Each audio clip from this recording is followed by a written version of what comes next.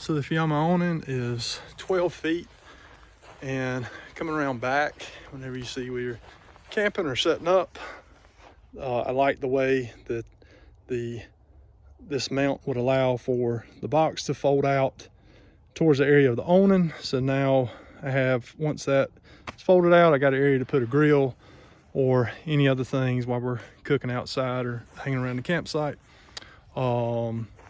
Coming around backside, you can see the storage, and again the top of the bunk for the kids.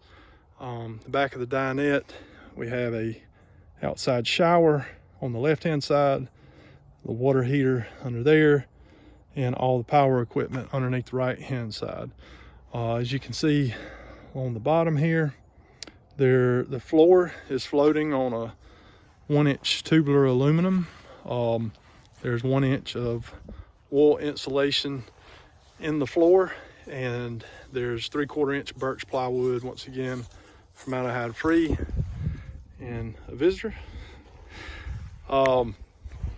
So we've camped in the van for about a year now.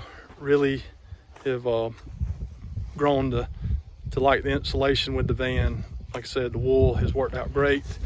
As we go on this power side, like I said, fresh water on this side behind that water heater. I opted to go with the water tank inside the van to prevent it from freezing.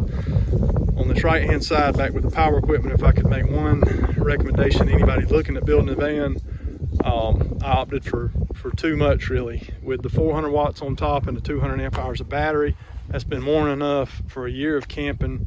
I've never ran the inverter other than to make one pot of coffee. We usually make the coffee on a camp stove outside. I have not used any of the 110 outlets for anything. So I would say if you can get by with DC, you can save yourself a lot of money and a lot of weight. The inverter is actually fairly heavy. Another thing that I have not used is the DC to DC charger, which comes off the alternator. I have one installed, and it costs a lot of money also in just wiring to bring the wire back to the charger. Haven't used it once. Like I said, the 200 watts on top, or 400 watts on top, has been more than enough to keep the van running through extended camping periods.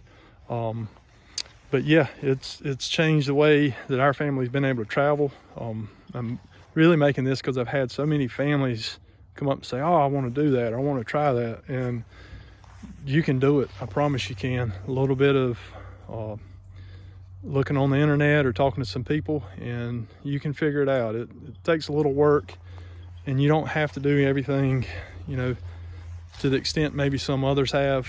You may not want to deal with metal. You could easily just do a 2x4 and some plywood build. One thing I would say is buy a van, sit in it a while, travel in it a while, with maybe just some cheaper platform beds set in, or simple cot in the back, and see what you think may work for you and your family, and go for it. You won't regret it. It's a great way to travel. It changes the way you can travel with kids for sure. So yeah, thanks for watching.